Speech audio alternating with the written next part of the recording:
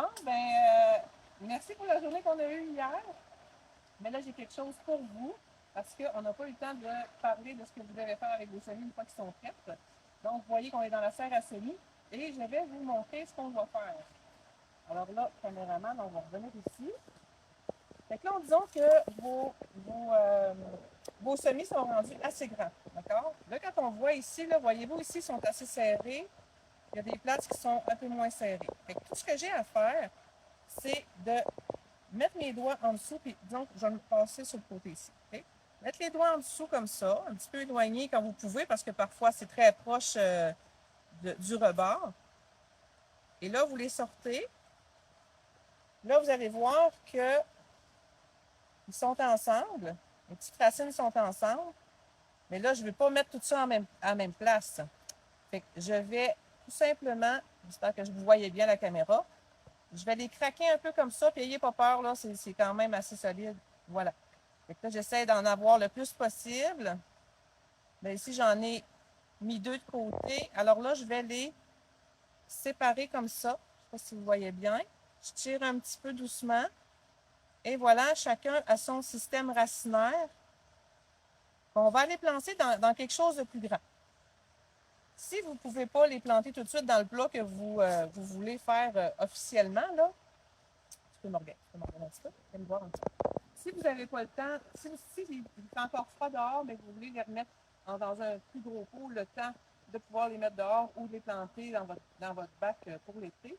Alors là, ce qu'on va faire, c'est ça que je vais vous montrer. Donc, ce que vous pouvez faire, c'est, vous savez, on peut reprendre un plat comme ça, ou n'importe quel support comme je vous l'avais montré. Puis, j'ai aussi un exemple ici comme ça. Fait que ça peut, quand on part d'aussi serré, on peut tout simplement les mettre dans un peu plus grand parce que on va se dire, le petit comme ça a le temps de grossir encore. Donc, 2 façons de faire. Okay? Fait que là, j'ai pris mes plants. Là, j'en ai 2 de séparés, puis on va en faire d'autres. Alors, si je l'ai dans un grand récipient, je prends ma plante. D'accord? Là, voyez-vous ici, là, entre le tronc et la racine, il faut absolument que la racine soit en dessous du sol. D'accord? Puis là, la terre que j'ai mis dedans, je ne l'ai pas tapée. Je l'ai juste remplie jusqu'au bord.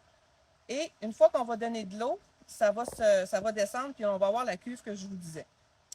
Alors là, j'ai juste à mettre mon doigt, environ là, la profondeur que j'ai besoin. Je la place pour que, parce que je ne veux pas qu'elle soit comme ça, c'est pas ça que je veux. Moi, je veux que les racines soient juste à la bonne hauteur. Et ensuite, j'ai juste à pousser un peu, juste pour dire que ça tient, parce que l'eau va faire la job après ça pour tout le stabiliser au complet. Et voyez-vous, si je fais ça, là, elle ne sortira pas, là, puis elle a quand même une résistance. Fait que la prochaine à côté, je fais mon trou, je le remets, il faut toujours regarder la distance, et je fais juste pincer un peu pour que ça tienne. Donc là, je me retrouve comme quand j'avais 15 ans que je travaillais chez mes parents. Aïe, la même affaire.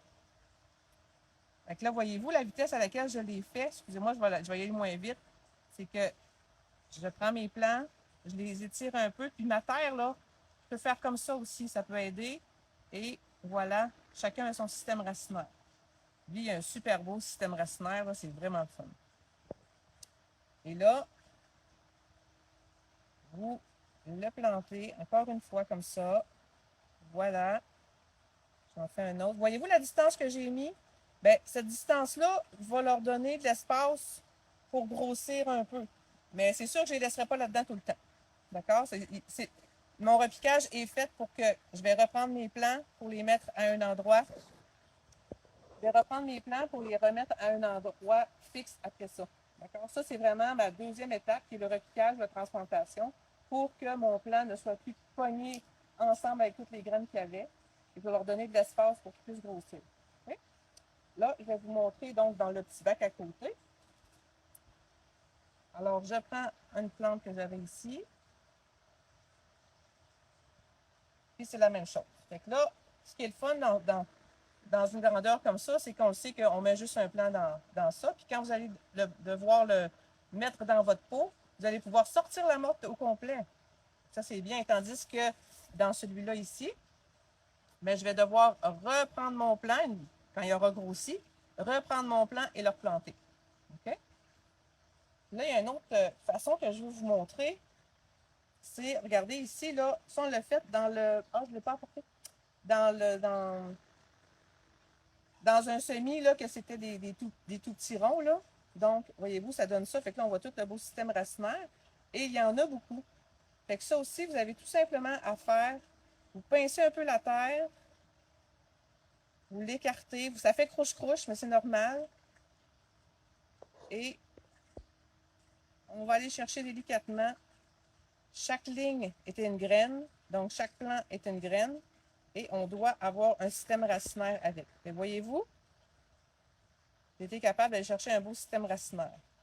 Et ce que vous pouvez faire aussi, un truc, c'est de, justement, pas tirer vers le côté, pas tirer vers le haut, mais tirer dans le sens de la racine, tout en bougeant un peu la terre pour être capable d'aller chercher le plus de racines possible sans le maganer. Voyez-vous, lui, il y a un petit système racinaire, mais j'ai bien confiance, puis regardez, il y a juste 2 feuilles.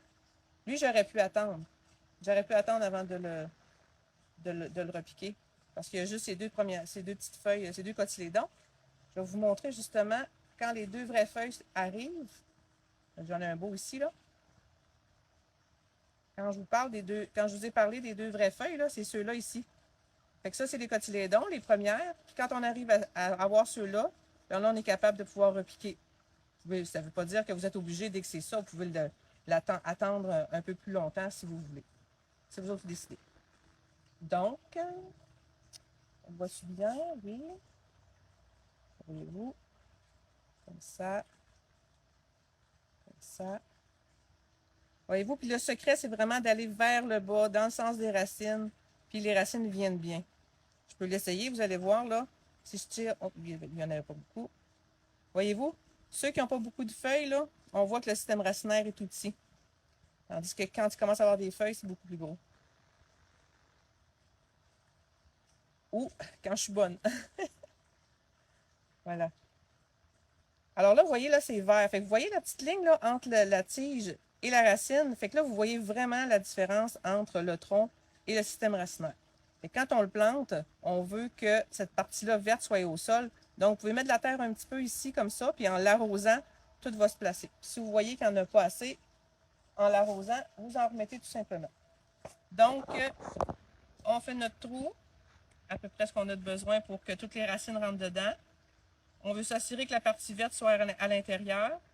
Donc, je mets un petit peu, comme ma terre est moelleuse, j'ai juste à faire comme ça. Puis quand je vais mettre de l'eau, ça va tout se placer. Là, ça va bien se tenir. Voilà.